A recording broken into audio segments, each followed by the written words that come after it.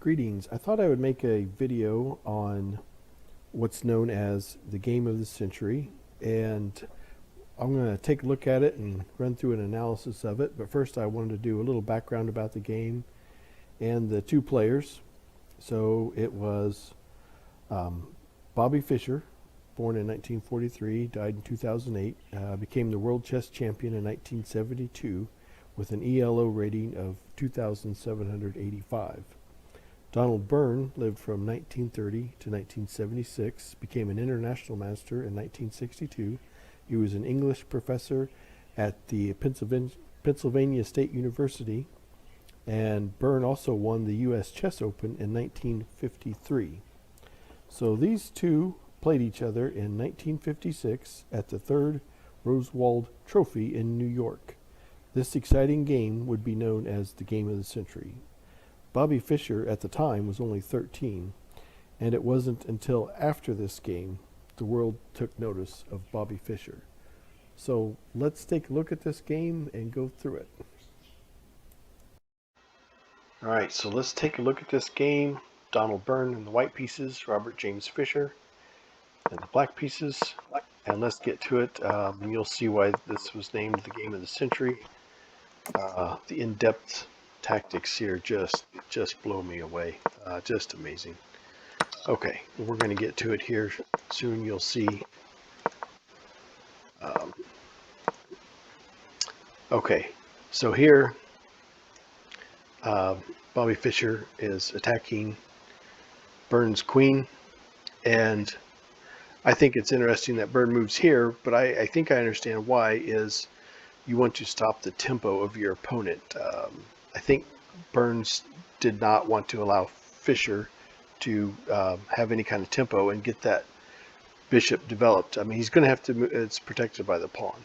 Here, the bishop would be, and to be ironed down this queen. So I think Burns says, I got to move the queen anyway. I'm not going to allow him to develop a piece, which is a good tactic on Burns' side. But Bobby does the g4 bishop.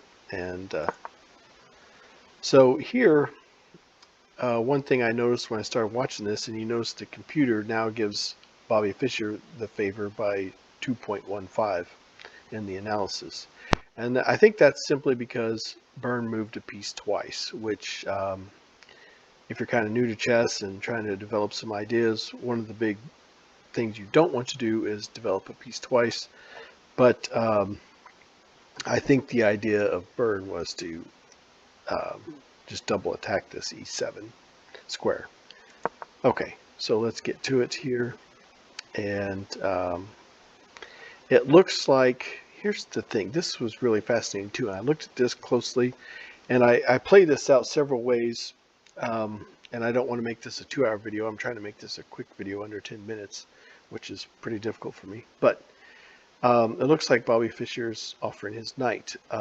However, if Byrne takes it, Bobby Fischer will come here and create a fork with this knight between this bishop and the queen. You might look at this and say, as I did at first, I said, well, wait a minute. I see the fork here, but the bishop is, it's attack on the queen, but the queen's going to move, but the bishop's protected. But Bobby owns this square with this pawn, owns this square here, and the knight will be here now, so this bishop will own this square, this pawn owns this square, and so does the bishop. So the knight is actually going to get out of the way, so you lose the pawn, and then it's an exchange. You're exchanging your knight for a bishop, and Byrne's knight would be up against the board, poorly placed. Bobby's would be at least not completely against the board, better placed, and you'd be taking out a bishop. Usually for the end game, usually you want the bishop. So it would have been in Bobby's favor if Byrne would have took this knight. So at any point you can pause this video and take a look at all this analysis and kind of play it yourself. But now the computer has Bobby ahead in analysis by 2.1, as you can see. So let's keep this going. So Byrne doesn't fall for it. And So here, I kind of thought, well, you could take with the queen or you could take with the pawn, but you know, usually you want to take your pawn and work it towards the center. And here's the important thing: if Byrne would have took with the queen, again, back to this same fork situation. Knight's sitting here. You got this forked. You got this forked. So you know, Byrne works towards the center with his pawn, and usually pawns in the stronger or in the center are more strong than your wing pawns, and so you know, Byrne makes the right move here. And I don't mean to sound so critical of Byrne. I'm sure he would have mopped the floor with me in, you know, 20 moves or whatever, if that. So, but just, you know, my hindsight is 20/20 here, obviously. So with the computer analysis. So, okay, let's get back to it. So Bobby picks up that pawn and is attacking the bishop, and so now gets the pawn back and attacking here. So it looks like Byrne has the advantage and is going to get a rook. And I gotta tell you, if I was playing this game, I would have been drooling. I would have been all over that rook so fast. But the problem is that, and Byrne sees this, is the bishop takes back, and now you're just kicking this queen around. And so that is why Byrne does not take it. And so let's get this going, because I want to show you some fantastic games here. Now, if I was playing the black, my knee-jerk reaction would be to move this queen, and you know, I would be all about that. But I'm not, you know, as strong as player as these guys. This is an amazing game. Okay, so Bobby goes for check.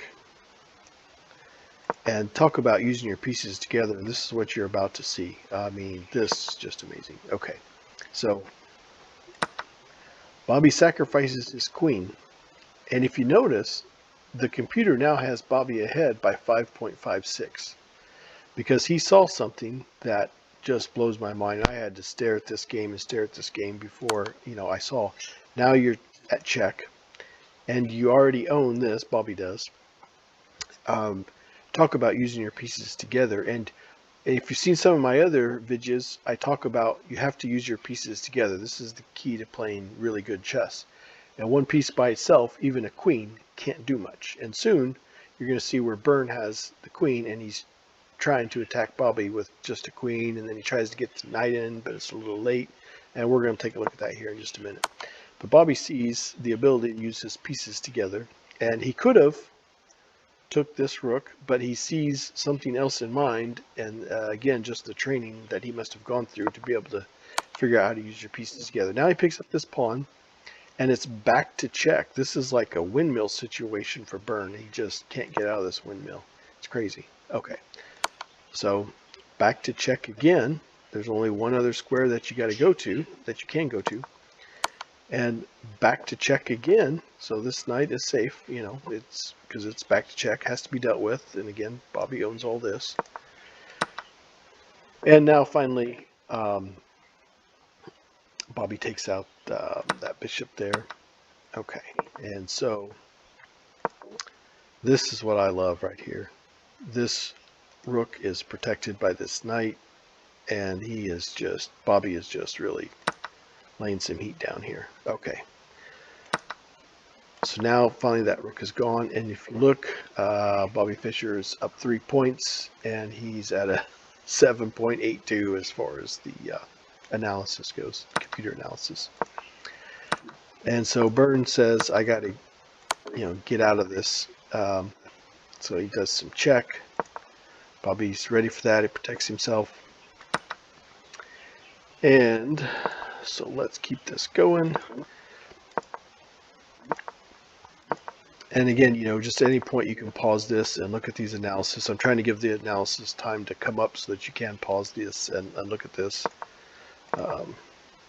Okay, so now I believe that Byrne is saying, oh my gosh, I'm in trouble. The only way to get this is to get my knight and queen working together. I'm up here attacking with just the queen, which isn't going to go anywhere. I need at least 2 pieces working together. And he's got 1 major piece, 1 minor piece. Bobby does not have a queen, but look at this. Bobby's up 5 points. My gosh, the 11.7 in the analysis. Just because the ability to use these pieces together. Bobby's only got 3 minor, and 1 major. So Bobby's going to really use these pieces together here. And Bobby realizes of this danger, and so he's starting to give himself, other places to go, whatever ideas he's coming up with. Well, he couldn't go there, I'm sorry. It would be here because that knight would actually own that square. So sorry about that. Or he could go here too. And then if the queen got there, that white queen would own all this. Bobby's not going to give him the chance to do that. So there's the check. And one thing in an in-game is you don't want your opponent to have double bishops. Those are deadly. And Donald Byrne has gotten to a situation where Bobby does have the double bishops along with a rook and a knight, and 3 more pawn. He's up 3 pawn. Fischer is. Okay, so what I like, you've seen some of my other videos, I always like to try to cut off this, get that king cut off. I mean, the king has very few places to go. It just has to stay on this first rank and has no other place to go. So doom is coming, that's for sure. And you can see this is why you don't want your opponent to have this double bishop. This is crazy. Bobby is just blowing my mind here with how he's using these pieces together. The end is coming soon, and there it is.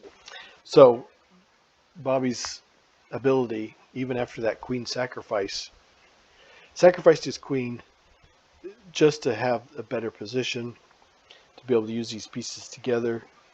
I mean, this is pretty amazing. If you want to improve your chess game, look at some of these old Grandmaster games and just kind of go through them, analysis, get you a chessboard out and just go through all the what ifs. And that's what I did with this game. And, I could make this video a couple hours long of just me going through all the possibilities. And but if you do that for yourself, every time you do that, it makes you a little bit stronger. So I hope you enjoyed this game called the Game of the Century. And it was just a lot of fun to go through it. Happened in New York, 1956. And Bobby Fischer, Robert James Fischer versus Donald Byrne. So thanks for watching and have a great day.